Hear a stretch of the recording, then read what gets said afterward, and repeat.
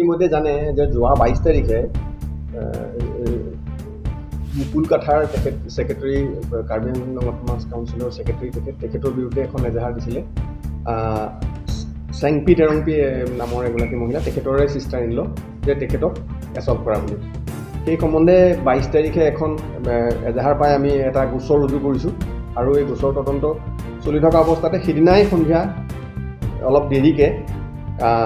মুকুল কাথাৰে তেখেতৰ নিজৰ ইন লজৰ ঘৰত গৈ এটা ইনসিডেন্ট কৰা বুলি খবৰ পোৱা যায় আৰু তেখেতে গৈ তাত তেখেতৰ ওয়াইফে সেই সম্বন্ধে যোৱাকালি এখন এফআইআৰ আমাক দিয়ে তেখেতৰ ওয়াইফৰ নাম হ'ল লিণ্ডা লিন টেৰংপি আৰু এই দুইটা গোচৰ প্ৰথম গোচৰটো পোৱাৰ লগে লগে আমি সিদিনাই নিশা মুকুল কাথাৰৰ ঘৰত আমি তেখেতক সাৰ্চ কৰিবলৈ যোৱা হয় কিন্তু তেখেত ইতিমধ্যে ঘৰত নাছিলে তেখেতৰ ঘৰ সাৰ্চ কৰা হ'ল আৰু গম পোৱা গ'ল যে তেখেত ডিপুত বৰ্তমান নাই তাৰপিছত আমি বেলেগ বেলেগ খবৰ লগাই গম পালোঁ যে তেখেত গুৱাহাটীত ইতিমধ্যে ইয়াৰ পৰা ডিপুৰ পৰা ওলাই গৈছে আৰু আমি তেখেতক কৰায়ত্ব কৰিবৰ কাৰণে বেলেগ বেলেগ ধৰণৰ প্ৰচেষ্টা আমি অব্যাহত ৰাখিছোঁ আৰু যিটো তেখেতে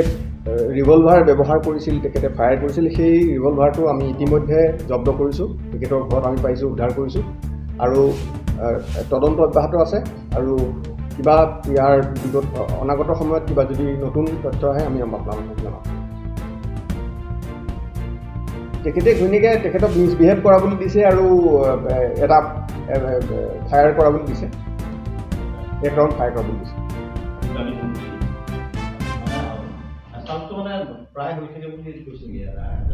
নাই এজাহাৰ নাই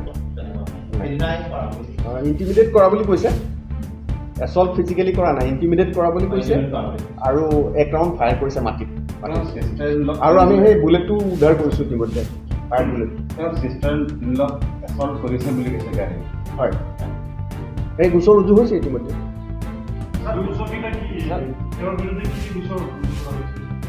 তেওঁৰ বিৰুদ্ধে গোচৰ ৰুজু কৰা হৈছে আপোনাৰ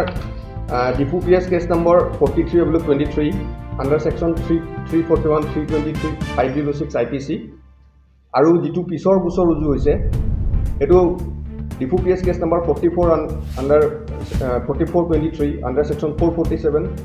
294A 506 IPC read with section 25 1A/27 Arms Act